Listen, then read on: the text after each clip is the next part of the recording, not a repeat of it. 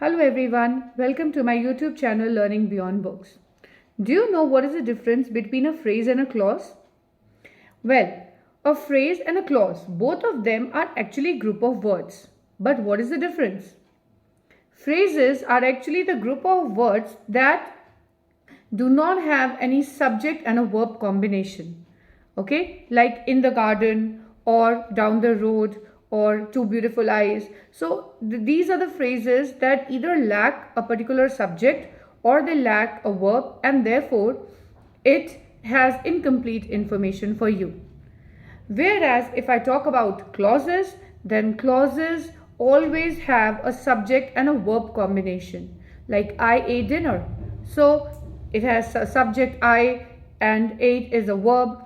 It's a very simple sentence and it has complete information in itself, and it has a subject verb combination. So it is a clause. Fine.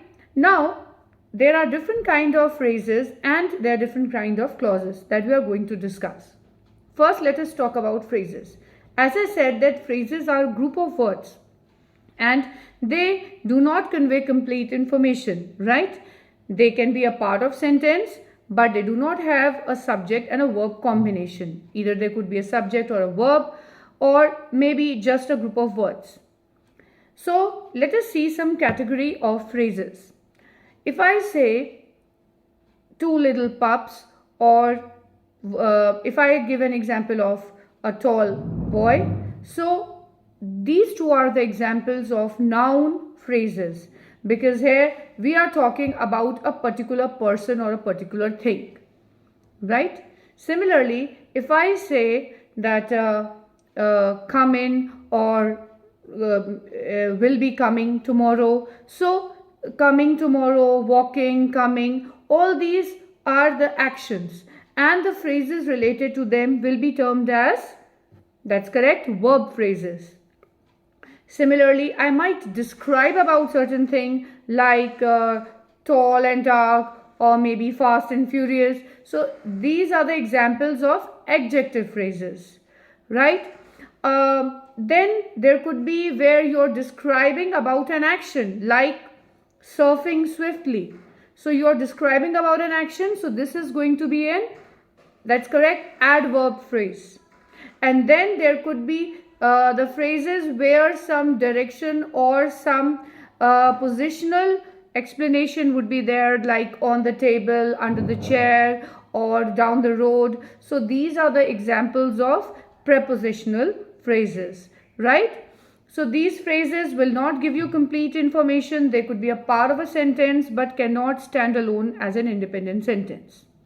But what about the clauses? Now clauses could be broadly categorized into two types. One, the main clause, also known as a principal clause. Now both the clauses will have a subject and a verb combination.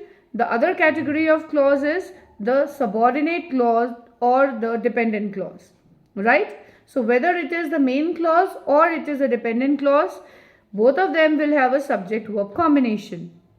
But what is the difference between the main clause and the dependent clause? The major difference is that the main clause will provide you complete information. It can stand alone like an independent sentence. You can also call it a simple sentence. Like I said, I ate dinner. So it is, you can say it as a main, you can say a main clause or a principal clause. You can also call it a simple sentence. And because it can stand alone like an independent sentence, a simple sentence rather.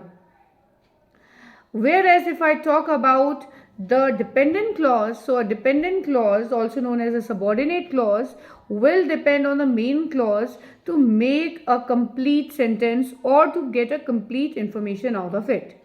For example, if I say, when I reach home, so that's a clause, when I reach home. But does it provide you complete information? Because when I reach home, then what? Right? So when I reach home, then we will have a party. So when I reach home. So but if I say just when I reach home, it is not a complete sentence in itself. Okay, it does not provide you a complete information. So I will consider it as a dependent clause. Okay, and it needs an independent clause, okay, to form a complex sentence which will provide you a complete information.